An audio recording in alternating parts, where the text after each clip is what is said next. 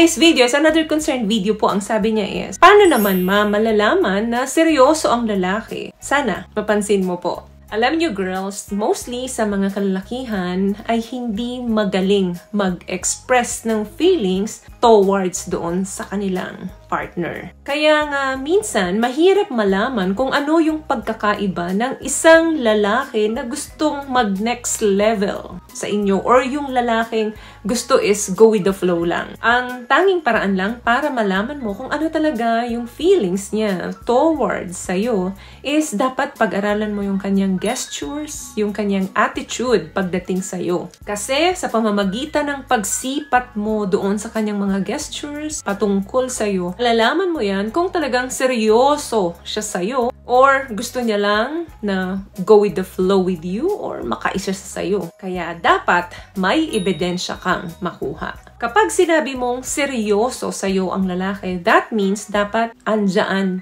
na committed siya, invested, at consistent dapat yung mga effort niya sa'yo. Hindi dapat up and down na dumidepende siya sa panahon. Kung nasa mood siya, okay. Pag hindi, baliwala ka. Number 1 dyan, of course, wala nang iba. Kapag seryoso ang lalaki sa'yo, he will prioritize you over everything. You become a high priority for him. When you're dating someone, dapat nararamdaman mo talaga dito or dito sa bagong relationship mo na ikaw ang priority niya. Dapat nararamdaman mo talaga na special ka over everything. Wag kang maniniwala na busy lang siya kaya buong araw, sumunod na araw, wala man lang kahit isang message sa'yo. Wala namang duda na ang work, study, family, and health ay dapat i-priority in some point in time. Pero kapag seryoso talaga ang lalaki sa'yo, isa ka sa pinaka-priority niya. Mararamdaman mo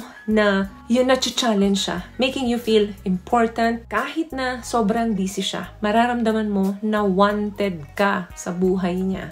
Pangalawa, of course, dapat proud siya sa'yo. Yan yung isa sa significant sign na nasa healthy relationship ka. Yung nakikita niya, yung magagandang traits mo. Tuwang-tuwa siya doon at pinagmamalaki niya yun. Walang mintis yan. Sa bawat achievements mo, siya yung number 1 fan mo. Siya yung palaging proud sa'yo. Mararamdaman mo kasi sa lalaki yan kapag may insecurities siya sa mga achievement mo. Hindi man niya masabi sa'yo yan, pero mararamdaman mo yan sa body language niya, sa gestures niya. Hindi mo maikakailayan kasi magaling ang intuition ng mga babae. Yun nga lang, minsan nagbubulag-bulagan tayo. Nararamdaman na natin, may ebidensya na tayo, pero mas pinipilit pa rin natin yung gusto nating makita natin. Tandaan mo, hindi sila magaling mag-express sa words nila, pero hindi sila magaling magtago ng kanilang body language. What I love about this product, itong No More Dark Secret ng K-Skin, bukod sa may advanced whitening na siya na kung saan pwede niyang matulungan na pumuti yung mga singit-singit mo, moisturizing, meron siyang anti-irritation, antibacterial, maintain healthy pH level. Hindi lang pambabae, meron din po tayong pang-lalaki. Another thing, he motivates you sa mga goals mo. Alam niyang marami kang gustong i-achieve sa buhay mo. Susuportahan niya yun. Actually, babaliwalain niya yung future niyo together minsan para lang ma-priority mo yung goal mo. May mga lalaki kasi, no? Or minsan, asawa na natin ito or long-time partner na walang pakialam sa goal mo. Kasi ang mahalaga lagi,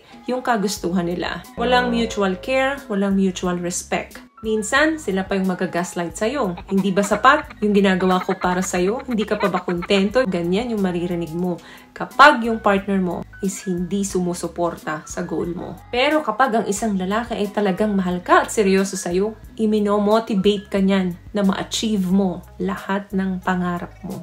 He will try to bring out the best in you. Another thing, ito sa mga baguhan, o yung merong mutual understanding pa lang o nasa bagong relationship pa lang. Of course, ini-introduce ka niya sa kanyang mga loved ones, especially sa kanyang family, parents, and vice versa. Isa pang magandang sign yan na committed sa'yo at seryoso sa'yo ang isang lalaki. Gusto niyang makilala yung mga taong connected sa buhay mo. And gusto niya rin makilala mo yung mga taong importante sa buhay niya, lalong-lalo na ang pamilya niya.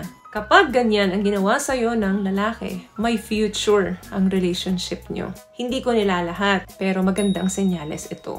Furthermore, pay attention kung papaano kanya i-introduce dun sa kanyang loved ones. Kapag ipinakilala kanya bilang isang love partner or special girl sa buhay niya, isa lang ang sign niyan. Seryoso siya and committed siya kung ano man yung inumpisahan yung dalawa. Last one, eto, very obvious to. Of course, hindi niya i-avoid yung label ng relationship ninyo. May mga nasa mutual relationship na pagusto na nung babae na lagyan ng label yung kanilang relationship, sasabihin, more time pa, hindi pa siya handa. Pero kapag hindi niya ina-avoid yung labeling ng relationship nyo, more than friends, that means committed and seryoso sa'yo ang isang lalaki. Because he likely wants to keep things more than casual. Nando na yung transparency na maging open and honest siya about your future or about his life. Meaning,